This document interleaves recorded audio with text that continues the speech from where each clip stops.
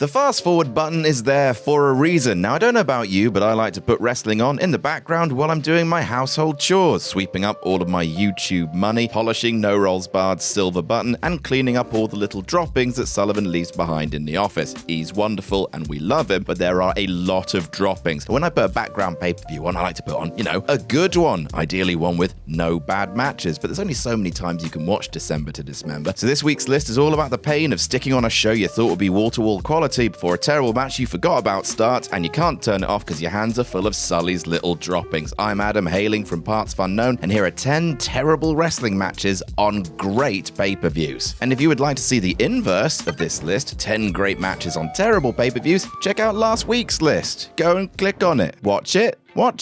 There'll be a quiz. Number 10, William Regal versus Naked Mideon, No Mercy 2000. Maybe I'm looking back at No Mercy 2000 with rose-tinted glasses because it was the first wrestling pay-per-view I watched, but it's honestly really quite a brilliant showcase of WWE's brand of wrestling. The awesome Tables Invitational to kick things off, evil RTC shenanigans, Triple H and Benoit doing the technicals, a WWF title change, an insane storyline beatdown with Austin executing Texas Justice on Rikishi's Teutonic buttocks, a cage match with Jericho and X-Pac, but despite my love of year 2000 WWF, I can't deny there is a stain on this pay-per-view, and the stain probably smells terrible. William Regal putting his European Championship on the line against a homeless man with his chap out, Naked Mideon. I get it, William Regal is good at comedy wrestling, and it's air quotes funny to watch a posh knob pull a Kenneth Williams face at most unorthodox nudity, but 6 minutes of it? No, that's awful. Number 9, APA versus Big Boss Man and Bull Buchanan, Backlash 2000. If you've ever listened to me and Luke gush about it on Wrestle Talk Extra, or if you've ever Googled best WWE B show ever, bigger penis how, then you'll have heard about Backlash 2000, the show that WrestleMania 2000 could have been. It's got one of the best main events ever, Austin returning in a t-shirt to help The Rock beat up Triple H, but the rest of the undercard chugs along so very pleasantly. You've got fun, hardcore bollocks, a stellar tag opener, a Big Show comedy squash that's actually funny, light heavyweight technical wizardry, Benoit, Jericho, all the fun of the fair. Apart from this, a dull as balls tag match between APA and the Shield's deadbeat dads, where the catch of the day is punches and everything else is off the menu. The match goes precisely nowhere for nearly 10 minutes, with even the rabid Attitude Era crowd quiet throughout. Boo, bring back the showster. Number 8, the Beverly Brothers versus the Bushwhackers, Royal Rumble 1992. Everyone likes the 1992 Royal Rumble, and for good reason. It's one of WWE's better told stories. Ric Flair walking into the company a few months earlier from WCW, but unlike many of the poor souls who made the jump during the invasion a decade later, received a push as both cunning and competent, walking into the Rumble match at number 3 and walking out with a tear in his eye and the WWF title around his waist. People love the show for its titular match, but actually the rest of the show is pretty great too, with fans looking back fondly on Roddy Piper winning his only singles title in WWF history, knocking off the Mountie for the IC Championship. The rest of the card belongs to the tag division, what with it being the early 90s and the beginning of the Hulkamania talent exodus. The New Foundation versus Orient Express is fun. Owen Hart was very good after all, and so was Natural Disasters versus Legion of Doom, the prelude to a WrestleMania match that never actually happened. However, the third tag match on the card was the Beverly Brothers versus the Bushwhackers, and the Bushwhackers are the worst, even when they're not accompanied by f***ing Jameson, one of the worst panto characters in WWF history. The walking embodiment of oh no my guases. 15 merciless mugging minutes of boring, unfunny shit. Number 7, The Undertaker versus Big Show and A-Train, WrestleMania 19. Ah yes, the WrestleMania that people pretend is their favorite, so they can say something other than 17. I see you. We all see you. All jokes aside though, Mania 19 is a beautiful show, and the last gasp of one of the best wrestling rosters ever. Austin's final match, The Rock's last Mania singles match for nearly 10 years, Angle and Lesnar in the main event, Hogan, McMahon, Triple H, Booker T was actually good until the finish, Michaels Jericho is an underrated gem. What a shame then about Bellatrix Lestrange's Butt handicap match against Big Show and A-Train. In a classic piece of backstage Mania scuttlebutt, it was supposed to be a tag match featuring Nathan Jones as the dead man's partner, but in match rehearsals, he was deemed too bad to actually compete, and his contribution was kept to a run-in, which he botched, giving Big Show a whopper concussion, up there with Giant Gonzalez as the bits of the streak WWE prefers to just forget about. Number 6, Brie Bella versus Kelly Kelly, Money in the Bank 2011. Everyone, of course, remembers Money in the Bank 2011 for its main event. John John Cena versus CM Punk, buoyed by the Chicago crowd, becoming one of the best pro wrestling matches in history. However, the true joy about going back and watching the show is how everything on the card works. It's truly one of WWE's best ever full shows. The World Heavyweight title match is a great bit of sports entertainment business. Both ladder matches deliver like crazy. Mark Henry's Hall of Pain stuff is fun. Literally every match is good, apart from Brie Bella versus Kelly Kelly, a stark depiction of your women's division when these are the two that are fighting for the belt. It's fashionable to bag on the work of the Bella and Kelly dynasty, so I went back to watch this match wearing my generous hat. Kelly Kelly then immediately botched her tilt-a-whirl nexus thing and then tried to run the ropes, and she can't do that, and then the generous hat fell off. Just don't,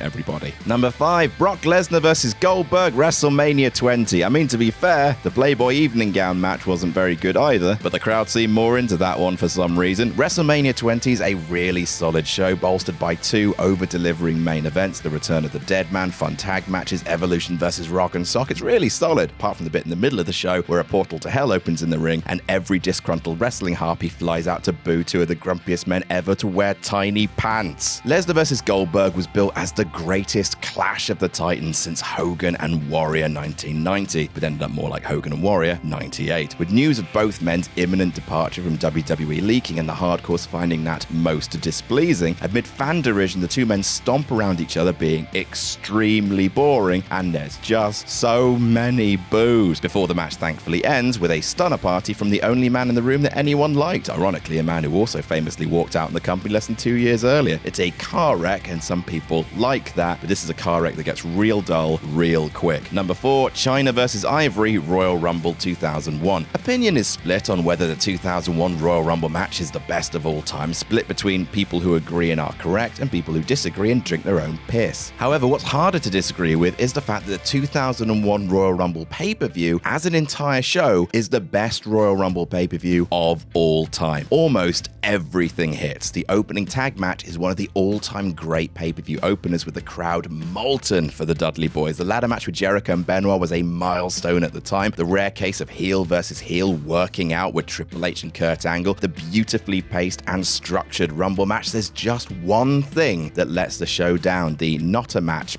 between Ivory and China, ending after 3 minutes following a really poorly done paralysis angle that would let a sour taste with the fans, even if it wasn't a mere 1 year removed from Droz suffering actual paralysis in the ring. Number 3, Damian Priest versus The Miz, WrestleMania Backlash 2021. It is an absolute crime that this is the match that's still talked about from this show. The hokey Army of the Dead product placement bullshit causing an instant WrestleMania-sized backlash to WrestleMania Backlash to WrestleMania. Miz fought Damian Priest, and a bunch of underpaid actors wandered into the arena after being kicked out of Universal Studios at the end of Halloween. The Miz and Morrison having to pretend that there are actual zombies at ringside. It's one of the weirdest damn things you'll ever see. Like, I'm all for silly meme-like wrestling, but this doesn't make any tonal sense. Zombies are there, but they don't attack the announcers or the ref or climb into the ring, so they're beholden to wrestling rules, but then why do they kill the Miz at the end?